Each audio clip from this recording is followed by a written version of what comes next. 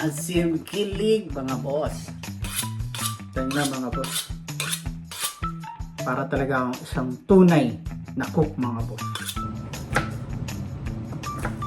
Gusto ko mga boss, maraming luya. Ayan, ayos. Diyos ko po. Ari ko, ang init. Tapasok pa, pambihira.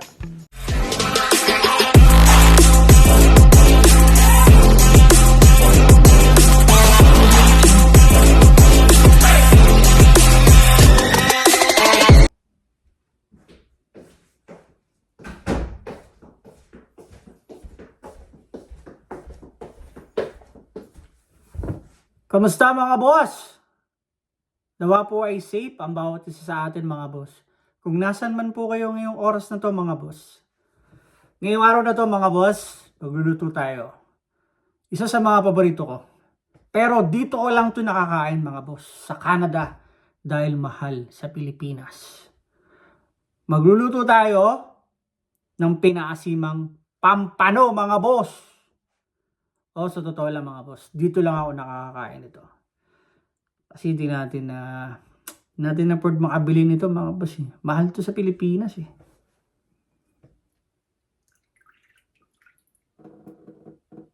Tanyo. Natulo-tulo pa. Ayan ang ating pampano mga boss. Oh. Dalawang malaki yan. Kasya na yan sa amin ni Mrs. Hanggang bukas ko ng ulam yan mga boss. Diba? Pero mag-tea muna tayo saglit. Sarap. Tingnan na mga boss. Para talaga ang isang tunay na cook mga boss. Peking cook.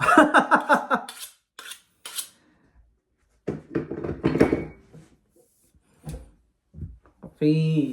Kunin ko lang yung aking ano.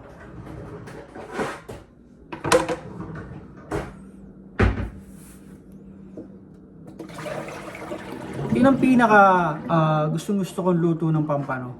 Yung pinaasiman lang ng konti mga boss.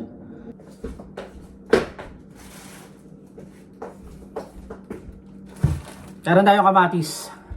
2. Tapos bulok tong hindi naman lahat. Tatapyasin ko yung bulok. Tapos meron akong lemon.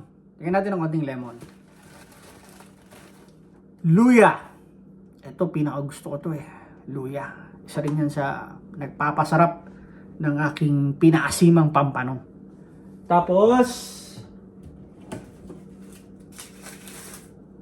sibuyas.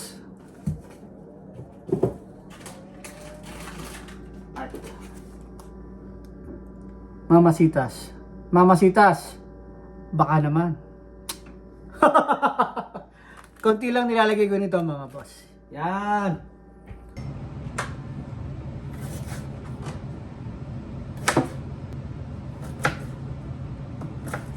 Gusto ko mga boss, maraming luya.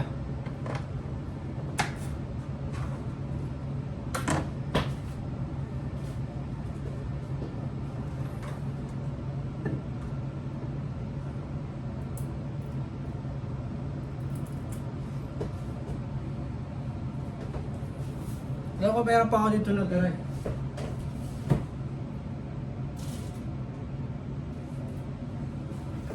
Pwede pa to. Kunti lang naman kailangan ko eh. O diba? Okay pa to.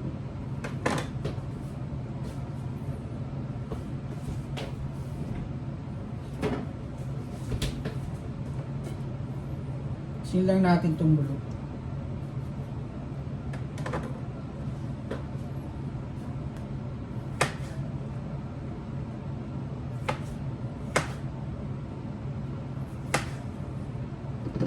Itong isa, tago natin.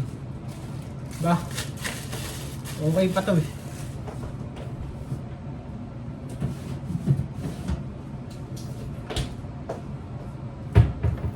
Tapos, konti lang na sibuyas. Para may magamit pa tayo sa susunod mga boss.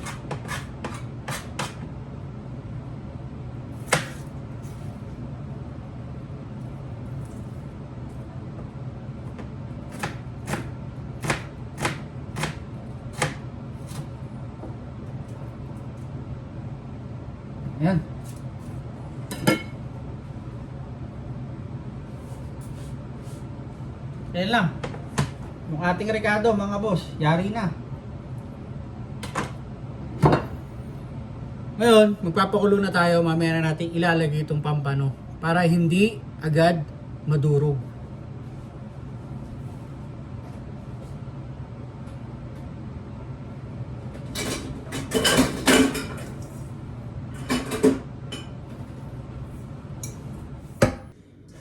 Diba?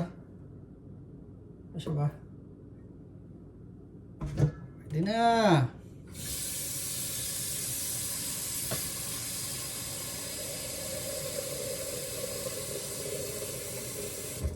Pakulo muna tayo.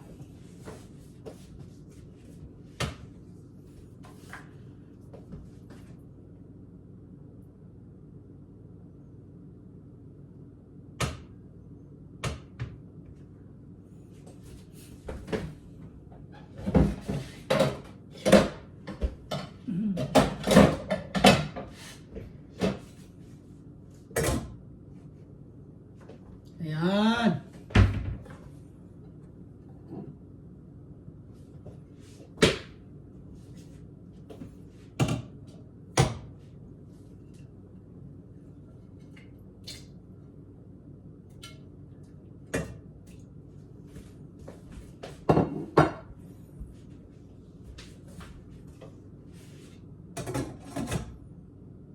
Tapos, konting paminta. Tignan natin.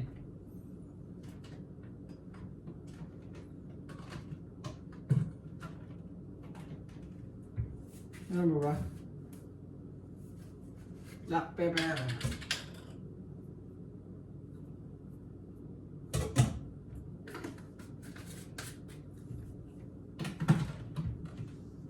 Ayan. Ngayon, maghiwa na tayo ng ating pampano mga boss.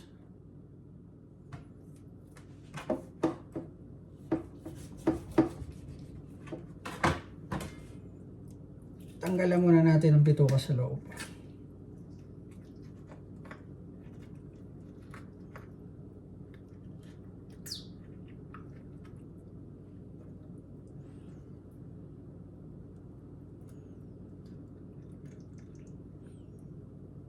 Isa rin sa gusto ko sa isda mga boss. Alala ko sa Pilipinas. Ewan ko kung nakakain kayo nito.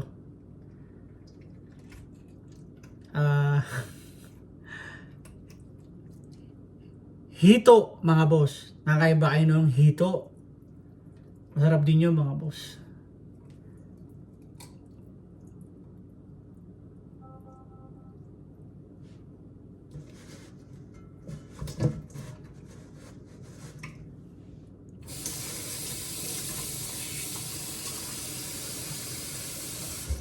At dalag.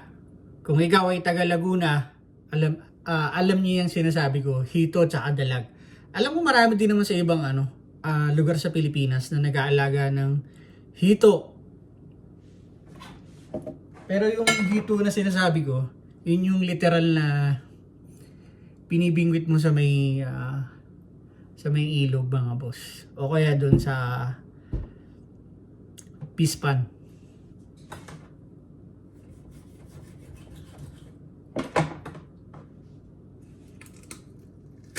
Oh.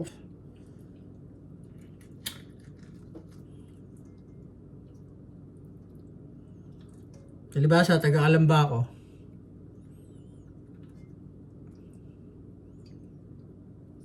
Doon kami nang bibiwas ng mga boss.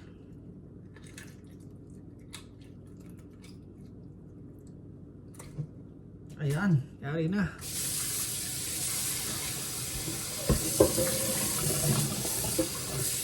Hindi natin maigi.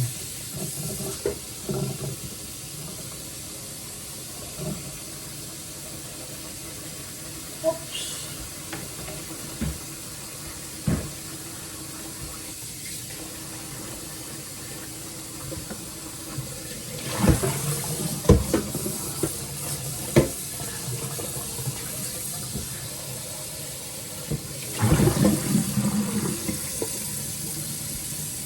Ayos na.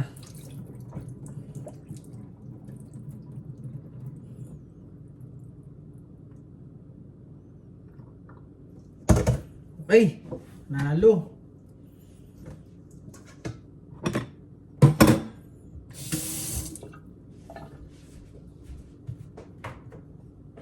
Tingnan natin dito sa tabi. Commercial muna tayo.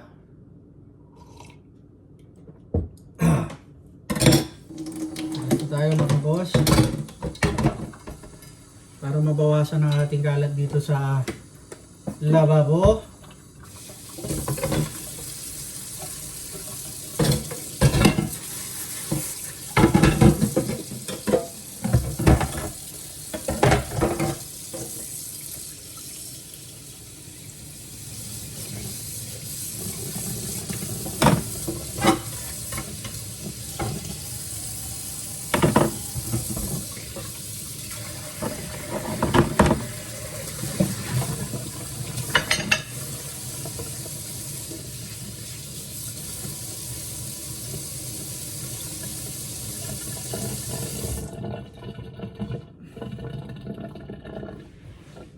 Ayan. Ayan pa. Tapos, panghuli natin ilagay ito. Tapos natin may ilagay ang pampano mga boss.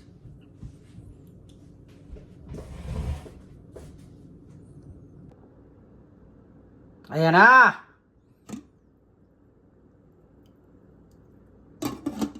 Nagsisimula na siyang kumulo mga boss. Pakuluin muna natin ng magandang kulong-kulo bago natin ilagay yung ating pampano mga boss.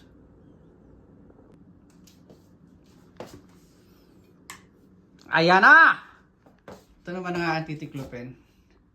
Bukod yung nandun.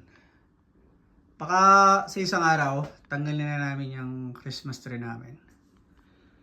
Okay. Kita nyo naman yung aming mga halaman sa loob ng bahay. Ito dati maliit lang yan eh. Ayan oh, taas na. Ayan.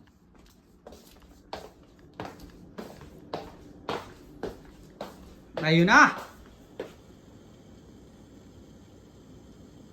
Lagyan natin ng konting patis, ano? Okay. Commercial muna.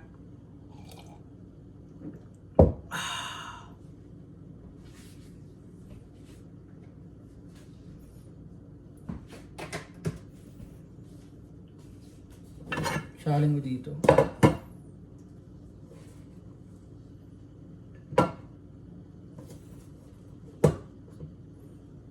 Pilipinas, ang pagluluto namin dun. Kailangan mo pang magparikit eh. Diba? Pero, masarap balikan nyo mga boss. Kung ganung buhay. Alam nyo, isa yun sa ano eh. Sa pinapangarap ko sana mangyari. Yung magkaroon ako ng maliit na farm lang ba. Kahit mga 200 square meter. Lalagyan ko ng munting gubo. Tapos, sa paligid doon magtatanim ako ng mga gulay. Yung malayo ka sa syudad, wala kang ibang maririnig kundi yung mga huni ng mga ibon. Pero konti na lang yung bigas namin. Pambira. Tingnan nyo mga boss oh.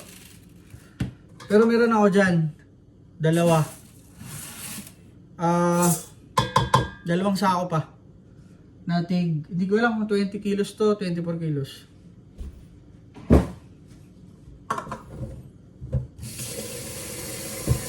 Para sa mga Pinoy, rice is life.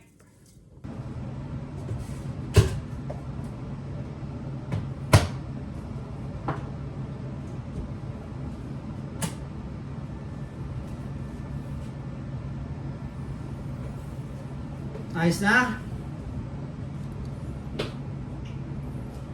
Balikan natin yung ating niluluto.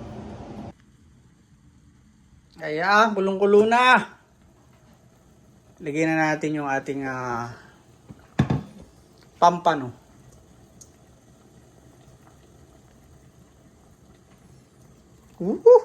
Ayan. Isa pa.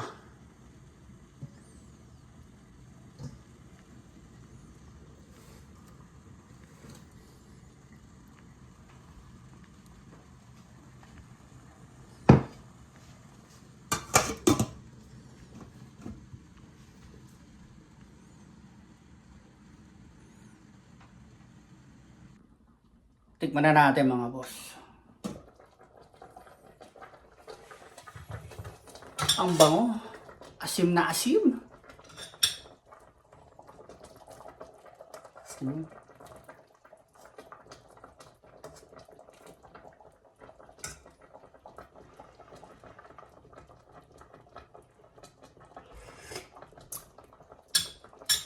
Asim kilig mga boss. Pakita ko sa inyo. Ayan na.